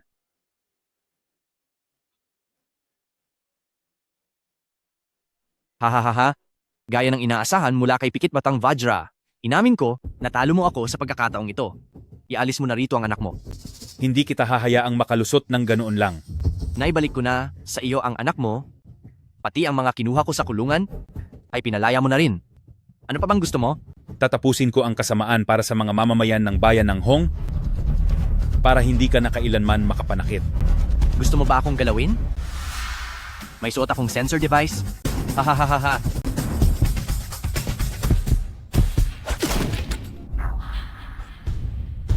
Alam na alam ko, ang bawat detalye ng katawan ng tao. Hindi mahirap para sa akin ang magtanggal ng isang sensor lamang. Ngayon, oras na para pagbayarin kita. Gusto mo akong saktan? Huwag mong kalimutan, ako ang anak ng gobernador ng Fengcheng. Kapag naglakas loob kang saktan ako, pagbabayarin ka ng tatay ko. Ang mga ito ang lahat ng ebidensya ng mga krimen mo. Ang prinsesa ng bansang Hong na si Yu Ruyi ay kasalukuyan ng papunta rito pagdating niya ng ama mo. Para mapanatili ang kanyang posisyon, marahil itatakwil ka na rin niya. Imposible, hindi ako naniniwala. Siguradong proprotektahan ako ng tatay ko. Kahit pa may pagkakataon siyang iligtas ka. Hindi ko iyon ibibigay sa kanya. Anong ginawa mo sa akin? Anong nangyari sa mga braso at binti ko? Hindi ba't mahilig ka sa pagpapahirap? Sinira ko na ang iyong puntong Tianjing at puntong Xiangguan, dahilan para hindi mo na maigalaw ang iyong mga binti at braso. Mula ngayon, ikaw ay tila isa ng paralisado.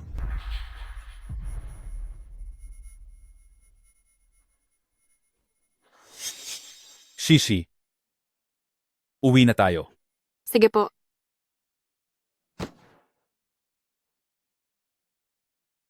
Duanye, huwag kang masyadong magpakasaya. Hindi ka papatawarin ng kuya kong si Amon. Ano? Si Amon? Eksakto. Ang boss ko, ang pinuno ng sekta ng Azure Dragon, ay ang dati mong pinakamahusay na estudyante, si Amon. Siya ang dati ninyong paboritong estudyante na si Amon. Amon? Paano siyang naging sangkot dito? Guro, hintayin niyo po ako. Amon, nakapagdesisyon na akong umalis? Huwag mo na akong pilitin pa. Guro, talaga po bang aalis na kayo? Alam ko po na, ang pagkawala ni Madrama ay masakit para sa inyo. Pero kapag umalis po kayo, paano na po ang ating sekta? Sa aking pagre-retiro, ikaw na ang magiging bagong pinuno. Ikaw ang pinakamahusay kong estudyante. Huwag mo akong bibiguin. Guro, maaari niyo po bang sabihin ang tunay na dahilan ng inyong pag-alis? Ang namumukod-tanging puno, siya ring unang hahampasin ng hangin. Maraming taon akong nabuhay sa mundong ito at napakarami ko nang nakuhang kaaway. Ayaw kong maulit ang parehong trahedya sa aking anak na babae. Kaya naman, huwag mo na akong kumbinsihin pa. Naintindihan ko po. Ipinagdarasal ko ang inyong kaligtasan, Guro.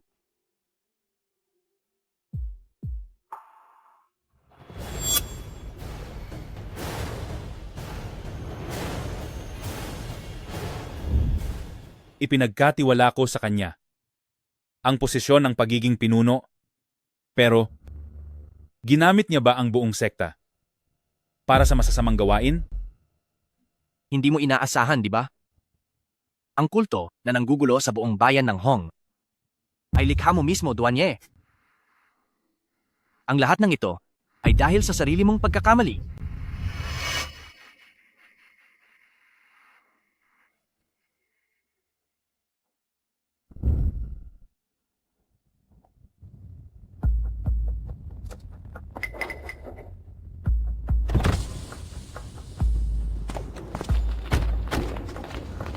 Sekta Master Duan, okay lang po ba kayo?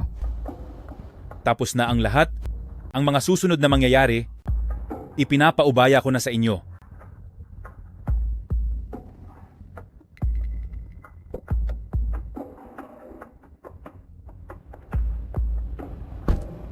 Sinong nariyan? Ako si Yu Bingyan, ang tapat na sekretarya ng pinunong si Amon. Ipinadala ako ni Amon upang anyayahan si Ginoong Duanye na pumunta sa sekta ng Azure Dragon para magtsaa. Iinom ng tsaa. Sa tingin ko, isa itong patibong. Huwag na huwag kang papayag.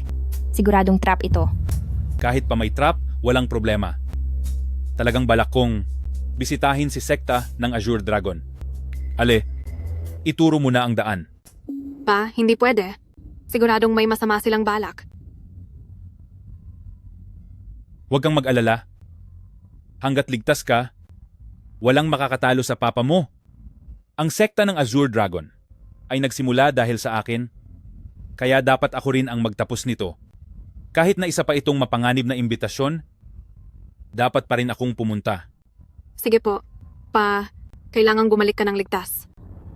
Wala pa tayong hawak ng mga ebidensya laban sa sekta ng Azure Dragon, kaya hindi tayo pwedeng basta pumasok doon.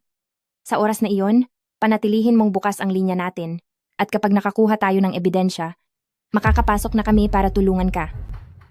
Sige, ang anak ko, ipinapaubaya ko muna sa inyong pangangalaga. Walang problema. Sinisisigurado naming makakauwi ng ligtas si Dalagang Duan. Dalagang Yu Bingyan, ituro mo na ang daan. Tuloy po kayo?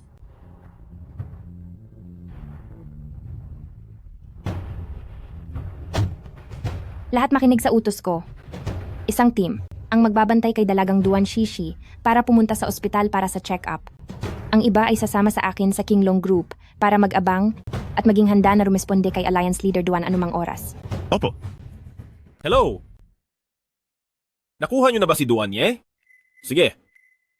Dalhin niyo na siya rito. Maayos ang takbo ng plano. Kung ganoon, binabati ko kayo Sir James sa inyong tagumpay na pamunuan ang bayan ng Hong. Maraming salamat sa inyo, Ginoong Ameng. Kung hindi dahil sa tulong ninyo, kami mula sa kanluran ay hindi makakapasok ng ganito kadali sa bayan ng Hong. Napakamababa ng loob niyo, Mr. James. Dahil sa kakayahan ni Bansang Kanluran, napamunuan ang bayan ng Hong, panahon na lang ang hinihintay. Para sa akin, sinasamantala ko lang ang pagkakataon. Ngayon, para sa susunod, ang paghimok kay Duanye na pirmahan ng kasunduan sa pagbuwag ng mundo ng martial arts, ipapaubaya ko na yan kay Ginoong Ameng. Ako na po ang bahala riyan. Basta si Duanye na tanging pinuno ng martial arts ay bubuwagin ang bayan ng Hong martial arts. Pagdating ng oras na iyon, ang bayan ng Hong ay magkakawatak-watak at wala na silang lakas para lumaban.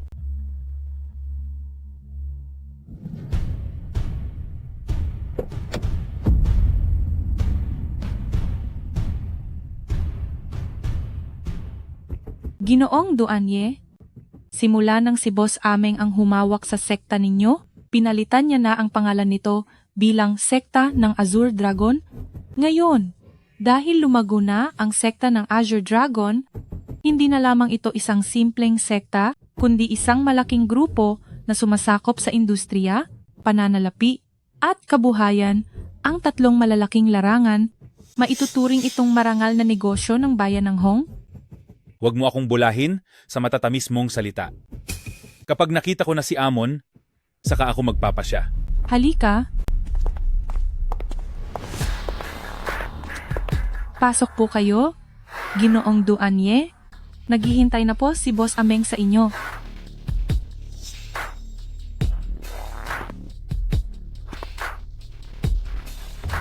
Sa tunog pa lang ng hininga, ay nalaman mo na ang direksyon ko. Mukhang malakas pa rin kayo at mahusay gaya ng dati. Ang tunog ng hininga mo, hindi ko makakalimutan habang buhay. Matagal na rin tayong hindi nagkita. Master. May mukha ka pang ipakita para tawagin akong master? Ipinagkatiwala ko ang sekta sa mga kamay mo, hindi para gumawa ka ng kasamaan. Master, huwag po muna kayong magalit. Ipapaliwanag ko po ang lahat sa inyo. Maupo muna po kayo.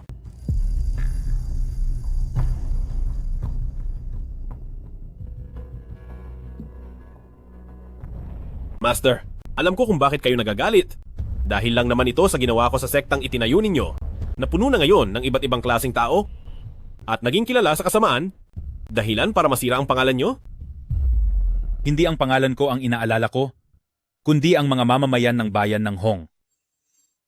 Ang mga tinatawag mong disipulo, na ginagamit ang sekta ng Azure Dragon bilang proteksyon, ay gumagawa ng kaguluhan sa iba't ibang panig ng bayan ng Hong, dahilan para magdusa ang mga tao.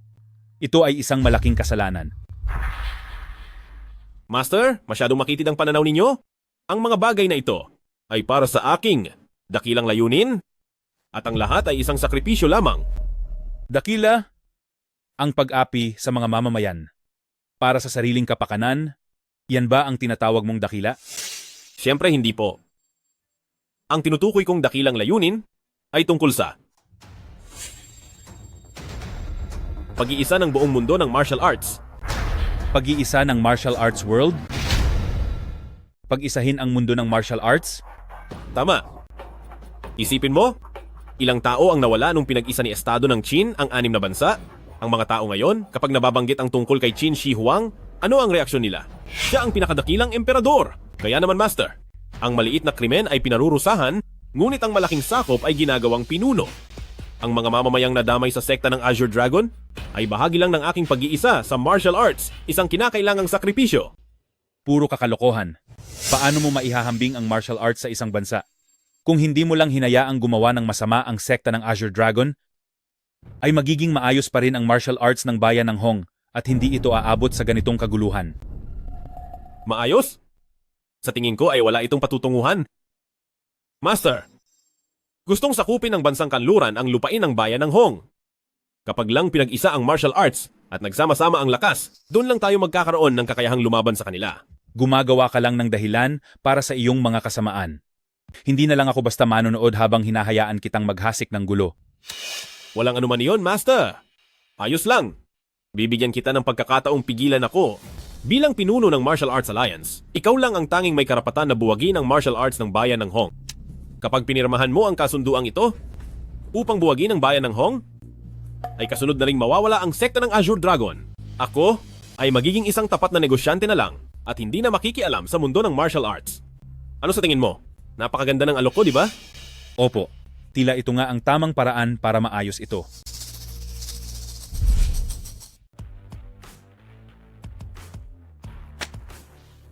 Pero, natatakot ako na baka hindi ganoon kadalisay ang iyong intensyon.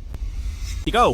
Ang pagbuwag sa martial arts at pagbabawal nito sa buong bansa ay isang paraan para maayos ang gulo. Subalit, para na rin itong pag-alis ng sarili mong kakayahan. Kapag nawala ang martial arts sa bayan ng Hong, wala na kayong magagamit na laban sa mundo ng martial arts ng kanluran. Ay naku! Ganyan nga ang aking guro. Talagang hindi ka malilinlang. Nagkamali ako doon. Matagal ko nang nabalitaan na kayo sa sekta ng Azure Dragon ay malapit na nakikipagtulungan sa mga bansa sa kanluran at nagbabalak na sakupin ang bayan ng Hong. Huwag mo nang ipakita sa akin ang mga ganitong pakulo. O sige na nga. Magpapakatotoo na ako sa iyo. Nakikipagtulungan nga ako sa martial arts ng kanluran. Mali ba ako? Sa sining ng labanan, ang panalo ang laging hari. Di hamak na mas malakas ang martial arts ng kanluran kaysa sa bayan ng Hong. Gumagawa ka lang ng rason para sa iyong mga maling gawain. Hindi. Iyan ang kinalabasan ng aking mga karanasan. Mula nang magretiro ka, ang lahat ng martial arts ng ating sekta ay lubos ko nang nakabisa. Pumunta ako sa ibang bansa nang may buong tiwala para humamon, at alam mo ba ang nangyari? Ako ay natalo ng husto. Sa martial arts ng bayan ng Hong, hindi lang katawan ang sinasanay, kundi pati na rin ang puso't isipan. Masyado kang agresibo at wala kang kapanatagan. Ito ang dahilan kung bakit hindi mo matalo ang taga-kanluran. Walang kwenta. Ang martial arts lang talaga ng bayan ng Hong ang hindi mahusay. Ganoon ba? Gusto mo bang subukan natin?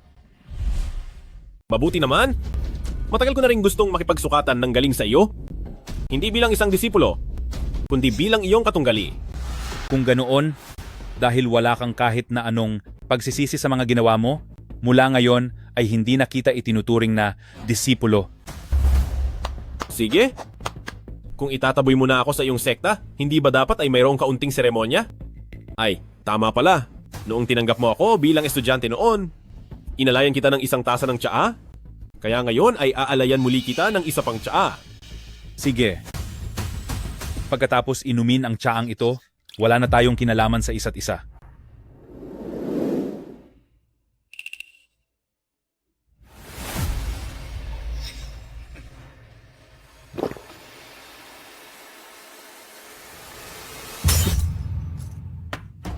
Kapag natalo ka, bubuwagin mo ang sekta ng Azure Dragon dahil kung hindi, ako mismo ang tatapos sa iyo para sa kabutihan ng lahat.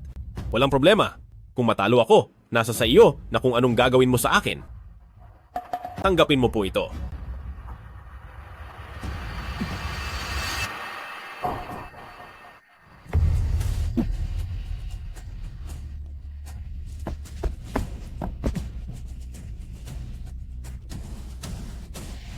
Ang tsaa. May lason ang tsaa. Naku naman, Duan. Nalunod na ba ang utak mo sa sobrang pag-iensayo mo? Sasabihin ko sa iyo, ang pinakamalakas na taktika ay ang talunin ang kalaban nang hindi man lang lumalaban. Hayop ka. Tinuruan kita ng martial arts sa loob ng 10 taon, pero ang mga ganitong maling gawain lang ba ang natutunan mo? Ano bang pakialam ko kung mali o tama ang paraan ko? Ang mahalaga ay natalo kita, di ba? Akala mo ba talaga ay narating ko ang posisyong ito dahil lang sa mga itinuro mong martial arts? Hey, sasabihin ko sa iyo, nagawa ko ito sa 2 salita lamang, anumang paraan. Ang sining ng pakikipaglaban ay binubuo ng 2 bagay, ang iyong kakayahan at ang iyong dangal bilang mandirigma. Natutunan mo ang husay sa pakikipaglaban, ngunit wala kang dangal, iyan ang dahilan kung bakit hindi mo matatalo ang mga taga-kanluran. Wala nang saysay ang mga sinasabi mo kapag natapos na kita bilang pinakamalakas na mandirigma ng bayan ng Hong. Ang mga natitirang walang kwenta ay madali na ring matatalo. Hindi ka nga nagkamali, Ginoong Aming. Tama nga ang tiwala ng aming bansa sa iyo. Nakuha na natin ang pikit matang Vajra nang hindi man lang nagpapagod. Mr. James, ito ay simula pa lamang. Bukas, tutulungan ko kayong sakupin ang bayan ng Hong. Dahil wala na ang Duan Ye para mamuno, mawawala na ng depensa ang bayan ng Hong. Magaling, Ginoong Ameng. Kapag nakuha na natin ang bayan ng Hong, ikaw na amo na magiging bagong pinuno ng bayan ng Hong. Napakaganda niyan. Tutulungan ko kayong sakupin ang bayan ng Hong. Sige, nakuha na natin ang ebidensya ng mga krimen ni Qinglong Group. Makinig ang lahat. Hulihin si Qinglong Group. Masusunod po.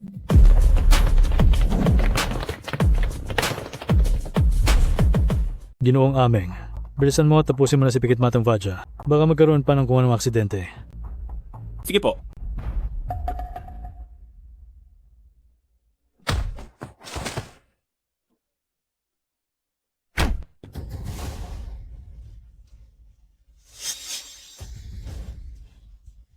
Amon, ang mga hindi natin kalahi, iba ang nasa loob ng kanilang isipan sa pakikipagnegosyo mo sa kanluran.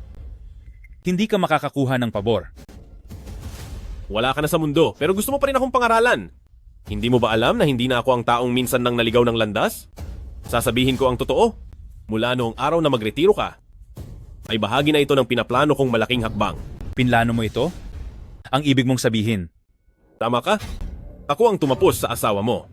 Noong kapapanganak pa lang ng anak mo, at nakita ko kung gaano mo siya kamahal, nalaman ko agad na, kung magpapanggap akong kaaway para tapusin ang asawa mo, tiyak na para maprotektahan ang anak mo, ay pipiliin mong magretiro.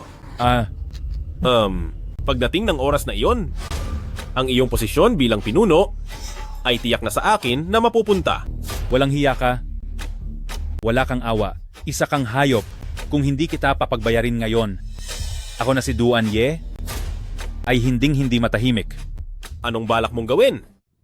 Magsabi ka na lang ng mensahe sa kabilang buhay. Kapag kontrolado ko na ang bayan ng Hong, magtitirik pa ako ng kandila para sa iyo.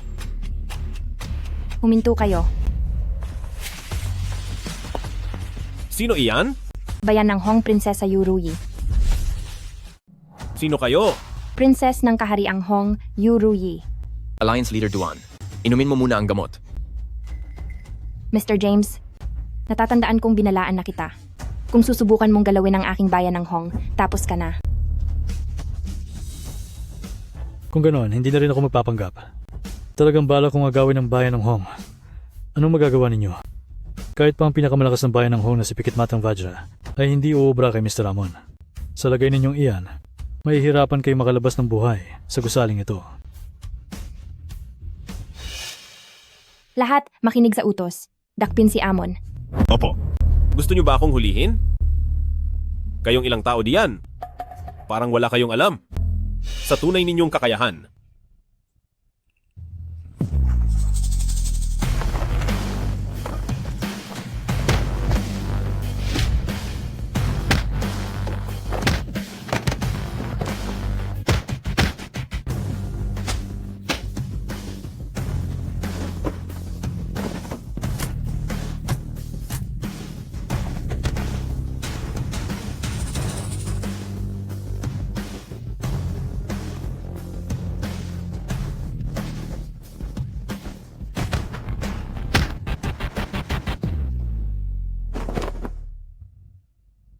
Kumikita lang kayo ng ilang daang dolyar bawat buwan. Bakit kailangang magbuwis ng buhay? Sa lagay nyo, gusto nyo pang lumaban sa akin? Kayo, gusto nyo bang subukan? Lagot na. Kahit na laging gumagamit ng maruming paraan si Amon, hindi ibig sabihin na mahina ang kakayahan niya. Prinsesa, masyado nating minaliit ang kalaban. Walang pakialam. Kahit na kailangan pa nating itaya ang ating mga buhay dito, hindi tayo aatras ng kahit isang hakbang. Huwag kang kabahan, prinsesa. Ngayong araw, walang mawawala sa sinuman. Guwardiang Cheng, salamat sa iyong gamot, mabuti na ang pakiramdam ko. Para naman sa iba pang bagay, ipauubaya mo na ito sa akin. Alliance Leader Duan. Hindi dapat balewalain ang lakas ni Amon. Kakagaling nyo lang po sa lason. Sigurado po ba kayo na kaya nyo na? Alliance Leader Duan, handa po akong tulungan kayo. Cheng Feng, ang tungkulin mo ay siguraduhin ang kaligtasan ni Prinsesa. Huwag mo siyang hahayaang mapahamak. Si Amon, ako na ang bahala sa kanya. Mag-ingat po kayo. Hoy, ikaw na. Ang apelido ay Duan. Umalis ka na rito nang nakayuko ang ulo. Bumalik ka na sa massage parlor mo. Sinisiguro ko na ikaw at ang anak mo ay habang buhay na. Magiging maayos ang buhay. Ang magretiro ay ang bagay na pinakapinagsisisihan ko. Ang mas malaking responsibilidad ay para sa mga mas may kakayahan.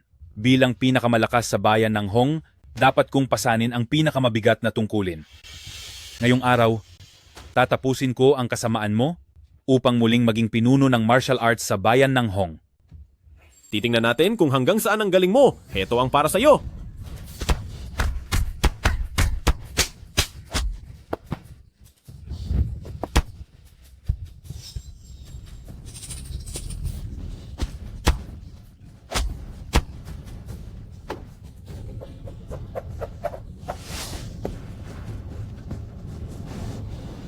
Lumipas man ang maraming taon, walang pinagbago ang galing mo sa pakikipaglaban. Paano mo matatalo ang mga taga-kanluran?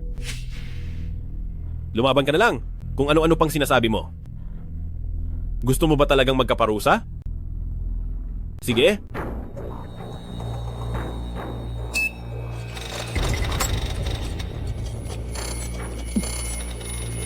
Tingnan natin kung hanggang kailan ka magiging mayabang. Alam kong matalas ang iyong pandinig at mas nakaririnig ka kumpara sa karaniwang mga tao. Ang mga low-frequency speaker na ito ay espesyal na ginawa para lang sa iyo. Ang ingay na inilalabas nito ay ikaw lang ang tanging makaririnig. Ahaha, ang mga speaker na ito ay gawa sa kanluraning teknolohiya at gumagamit ng mga materyales na hindi tinatabla ng pagsabog. Kahit wala kang gamit. Kahit bombay, hindi ito masisira. Prinsesa, anong gagawin natin? Sa ngayon, ang tanging magagawa lang natin ay ang magtiwala kay Alliance Leader Duan. Kahit ano pa ang sabihin ko sa iyo ngayon, hindi mo rin naman iyon maririnig. Tapusin na ito. Swifen Acupoint.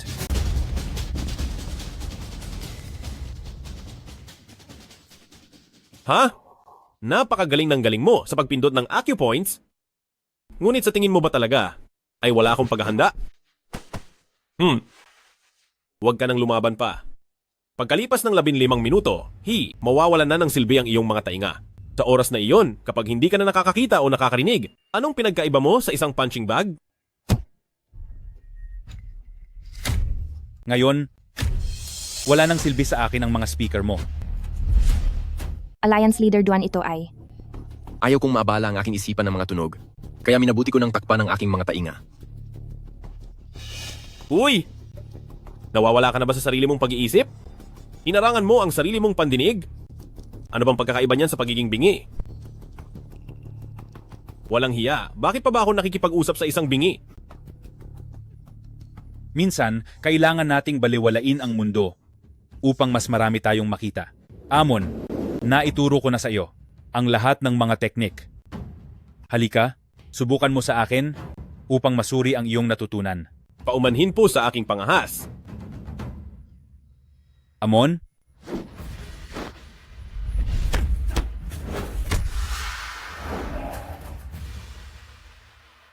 Paano mo naiwasan iyon? Muli, ang mga galaw na ito, nakita ko na noon.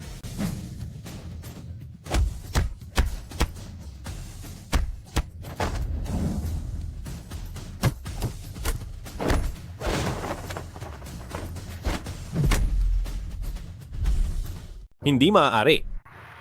Sinusuwerte ka lang talaga. At dapat ka nang mawala.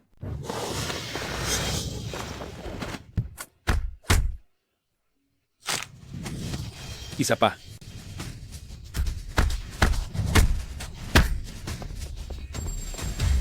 Hindi maaari.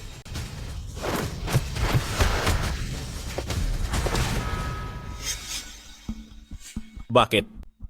Hindi maaari. Hindi maaari. Hindi maaari. Hindi talaga maaari.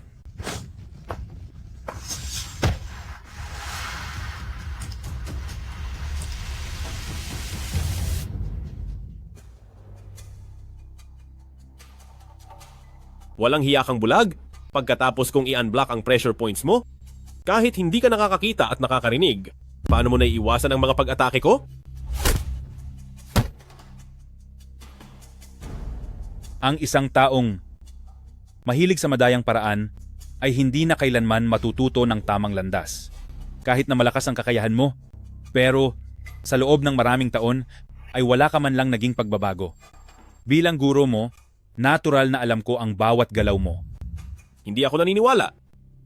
20 taon na ang nakalipas, paano mo pa matatandaan ang lahat ng aking mga kilos? Para sa isang guro, ang 20 taon ay parang isang araw lang. Buisit! Tapusin na natin ito. Alliance Leader Duan, mag-ingat ka. Amon, may nilabas siyang kutsilyo.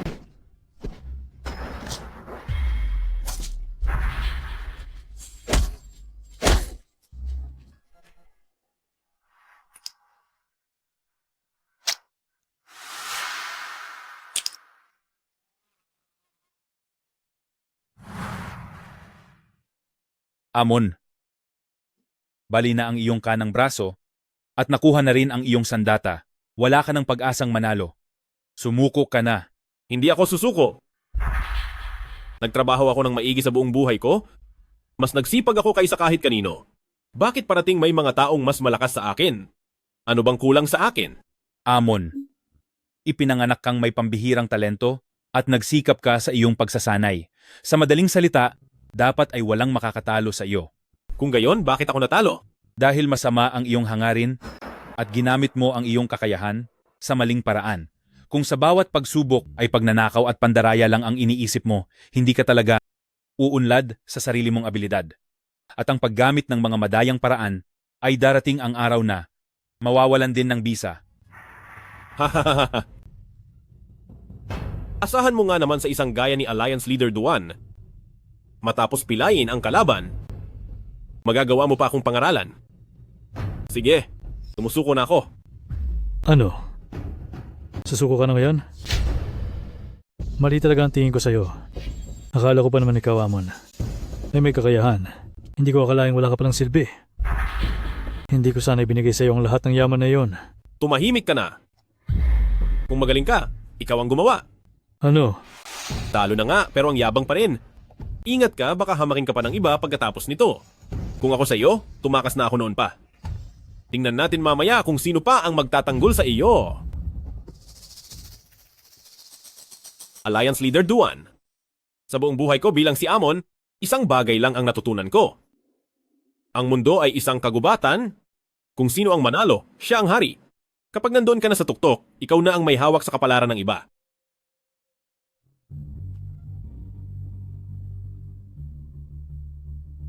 Akala ko dati, ako na ang pinakamalakas sa bayan ng Hong. Hindi ko akalaing mas magaling pala siya sa akin.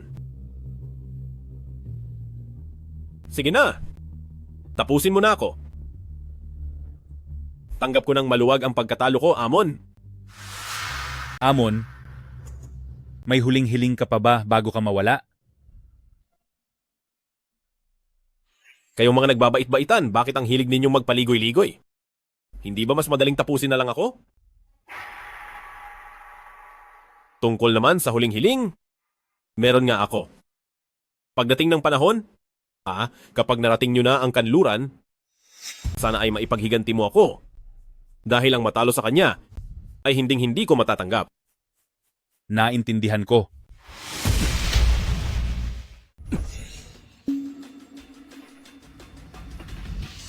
Sira ulo ka ba? Pakiramdam mo ba ay masyadong madaling tapusin ako agad? Kaya gusto mo muna akong pahirapan, ganun ba? Hindi. Nagbago na ang isip ko. Ayaw ko na mapahamak ka. Nagdesisyon ako na bigyan ka ng pagkakataong magbago ng landas. Dati, hindi ko na ituro sa inyo ang wastong asal sa pakikipaglaban. Ngayon, ituturo ko na sa iyo. Sana ay hindi mo ako biguin. Bakit umaasta kang mabait na tao? Ako ang dahilan kung bakit wala na ang asawa mo. Marami na akong ginawang masama, kahit bigyan mo pa ako ng pagkakataon. Yung mga nanonood dyan, bibigyan din ba nila ako ng pagkakataon? Bagaman hindi ko kayang alisin ang mga pagkakamali mo. Pero kaya kitang bigyan ng pagkakataon na bawiin ang iyong mga kasalanan. Basta't makikipagtulungan ka sa investigasyon at ituturo mo ang lahat ng espiya mula sa kapangyarihan ng kanluran, pwede kitang tulungang bawasan ang iyong parusa. Dapat marunong makinig sa payo para sa ikabubuti ng buhay. Dahil handa mo akong paligtasin, ibubunyag ko na ang lahat ng mga bagay na alam ko. Sa paraang iyon, tiyak na ang taong iyon ang mapapahamak. Dahil naging matapat at masipag si Prinsipe James, akong si Yuruyi ay siguradong susuklian ka ng mabuti. Kaya Ginoong Ameng, sumama ka sa amin. Kayong mga taga-Hunggo, niloloko niyo ba ako? Layuan niyo ako. Lumayas ka. Amon. Master Duan, hindi ka ba nasaktan? Ayos lang ako. Kumusta ka? Bulag ka ba? Hindi mo ba nakikita kung sino ang may sugat? Tutulungan kitang patigilin ang pagdaloy nito. Wag na. Sayang lang ang pagod mo. Tinamaan niya ako malapit sa puso. Wala na ako. Hindi na ako tatagal. Hindi ako susuko sa mga basurang iyon mula sa kanluran. Guro, naniniwala ako sa inyo. Siguradong dahil ito sa hindi sapat ang aking kasanayan. Kaya hindi ko sila natalo. Kayo, kailangang pagbayarin niyo sila para sa akin. Gagawin ko. Pangako, gagawin ko. Pasensya na po. Guro, patawad po. Alliance Leader Duan, ano na ang susunod nating gagawin? Ako, si Duan Ye, bilang kinatawan ng martial arts ng bayan ng Hong, sa buong mundo ng Western martial arts, ay formal na nagdedeklara ng digmaan. Nagpahayag ng digmaan si Master Duan laban kay Western Martial Arts Alliance? At ano ang nangyari pagkatapos? Kung gusto mong malaman ang susunod na mangyayari, Bumalik ka na lang bukas. Hay naku, Master Duan, hindi po yata tama ito. Nakakainis? Palagi nyo nalang pinuputol ang kwento sa pinakakapana-panabik na bahagi. Master Duan, pwede ko bang isama ang kwento nyo sa isinusulat kong nobela? Inimbento ko lang naman iyon. Hey, kung isa talaga akong dakilang master, sa tingin mo ba ay nandito ako? Para magkwento lang para makaakit ng mga customer? Sa bagay, may punto po kayo. Sige po. Master Duan, babayaran ko na po kayo. Sige. $100 pa rin po, di ba? Tama, tama. O sige po. Teka, Master Duan. Ano yun? Tingnan niyo po itong kahoy na plaka. Sa inyo po ito, di ba? Oo, sa akin iyan. Salamat. Walang anuman. Mauuna na po ako. Sige, sige. Matagal din kitang hinanap. Nandito ka lang pala. Panahon na para magamit na ang iyong galing.